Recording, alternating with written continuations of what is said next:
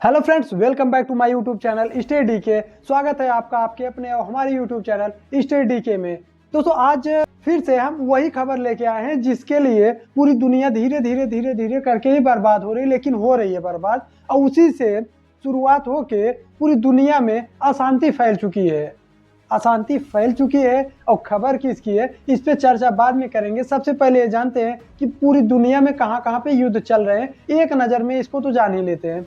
सबसे पहले हम ये जानते हैं कि पूरी दुनिया की बात कर रहे हैं तो दुनिया को ये भी पता है कि इजराइल फिलिस्तीन वार चल रहा है। उसके बाद यूएसए और सीरिया का हो जाता है। उसके बाद ओमान और इजराइल का हो जाता है। उसके बाद यमन और इजराइल से हो जाता है। अभी हाल ही में घटना घटती है, दो ऐसे नेशन जो मित्र राष्ट्र अपने ब्रदरहुड कहते हैं, वो जो बयान भी दे रहे हैं ना, वो ब्रदरहुड करके भी बयान दे रहे हैं। सऊदी अरब और यूएई जो कि यमन के चक्कर में लड़ाई कर लिए। अब सबसे बड़ी जो दिलचस्प बात ये है ना, ये बात इस चीज़ पे आती है कि अभी कुछ ही दिन पहले कि यूएई में भी क्या है, राजशाही है और सऊदी में भी राजशाही है। वहाँ पे कोई इलेक्टेड वहाँ का मुखिया नहीं होता, ठीक है। तो वहाँ के जो प्रिंस थे अभी हाल ही में गए हैं पाकिस्तान, और पाकिस्तान सऊदी अरब के साथ ये समझौता किया हुआ है कि अगर सऊदी के ऊपर कोई हमला करेगा तो पाकिस्तान उस पर साथ में युद्ध करेगा। अब क्या पाकिस्तान यूएई के खिलाफ वार करेगा? क्योंकि उसके यहाँ के जितने वर्कर्स हैं वो यूएई दुबई में जाके कार्य करते हैं, और अगर वो दुबई की तरफ नहीं जाता, वो सऊदी की तरफ जाता है, तो दुबई में वो कैसे सरवाइव कर पाएगा? ये उसके लिए दुविधा की बात है। अब आते हैं दूसरी खबर पर, जो कि शुरुआत करता है और दुनिया धीरे धीरे बर्बादी की कगार पे जा रहा है। स्पेशली भारत का रुपया आज 91 प्लस जा रहा है। पता है क्यों? यही एक कारण है। देखिए, हम बात कर रहे हैं रसिया यूक्रेन युद्ध की। रसिया यूक्रेन युद्ध में आपने सुना होगा कि अमेरिका आया और 20 सूत्री समझौता लेके अपने डेलीगेशन भेजा। उसमें बातें आगे बढ़ ही रही थी, इस पे मैंने वीडियो बनाई हुई थी।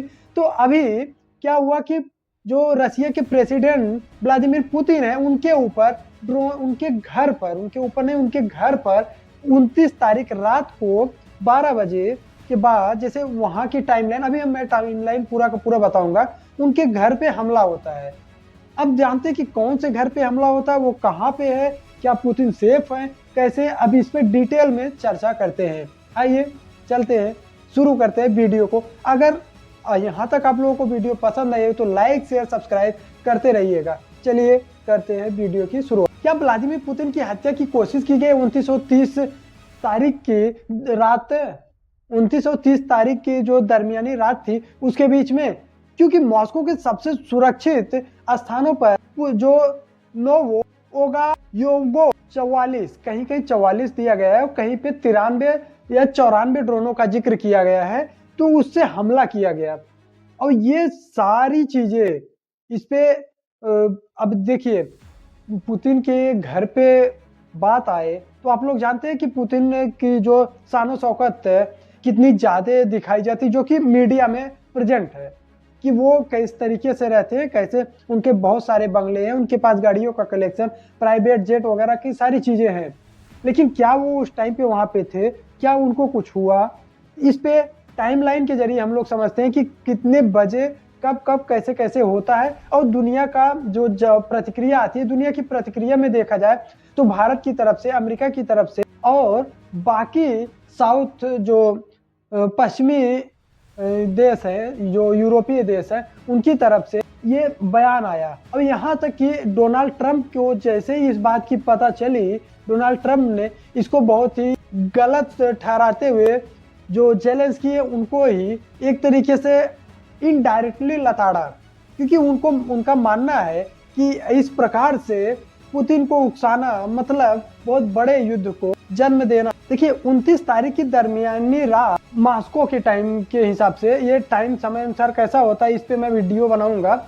अभी देखिए, मॉस्को के टाइम अनुसार 23:47 पर 29 तारीख की रात को मॉस्को के टाइम अनुसार 23:47 पर रडार में एक ड्रोन दिखता है, जिसको 7 किलोमीटर दूर ही मार के गिरा दिया जाता है। फिर 23:58 पे हमला तेज हुआ, जिसमें 12 ड्रोन आते हैं, जिसको तीनों दिशाओं से आए जिसमें से 4 ड्रोन मेन बिल्डिंग के पास आके गिरे, उसमें से जो कि 150 मीटर की दूरी पर।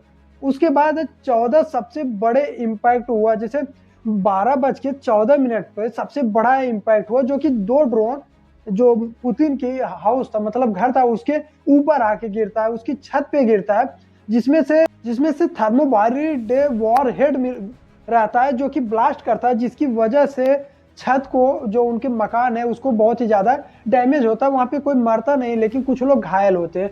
अब ये जानिए कि इसी समय हम आपको बता दें कि क्या पुतिन को कुछ हुआ? नहीं, पुतिन सेफ थे, वो अपने हाउस के बंकर में थे, इसलिए वहां तक ड्रोन क्या, एक बार के लिए परमाणु हमला भी होगा तो भी वहां पे सेफ्टी मेंटेन रहती है, वहां पे नहीं जा सकता। अब जानते हैं कि प्रतिक्रिया क्या। प्रतिक्रिया में सबसे पहले जेलेंस्की, जो कि यूक्रेन के प्रेसिडेंट हैं, तो उन्होंने सबसे पहले ये बात कही कि ये हमारी तरफ से कोई हमला नहीं है, क्योंकि उनको पता है कि अभी पुतिन क्या करने वाले। उन्होंने कहा ये हमारी तरफ से कोई हमला नहीं है, ये पुतिन की सोची समझी चाल है, और रसिया कीव क्या है, यूक्रेन की राजधानी कीव पर हमला करना चाहता है, इसलिए उन्होंने ये प्लानिंग की है, जिससे दुनिया को ये दिखाया कि उन्होंने हमारे ऊपर सबसे पहले हमला किया था। ये एक बात हो गई। आज जब हम वीडियो रिकॉर्ड कर रहे हैं 31 तारीख को शाम 4 बजे तक कोई ऑफिशियली कोई खबर नहीं आई, क्योंकि सिर्फ रसिया के जो रक्षा मंत्री, डिफेंस मिनिस्टर, उन्होंने ये बात बोली कि मैं इसका बदला जरूर लूंगा, और उसके बाद रसिया ने उस पर हमला भी किया, जिसमें से 11 लोगों की मरने की भी खबर आई है, कि उसे 11 लोगों की मरने की ऑफिशियल खबर आ चुकी है। आई होप ये सारी बातें आप लोग समझ पाए होंगे।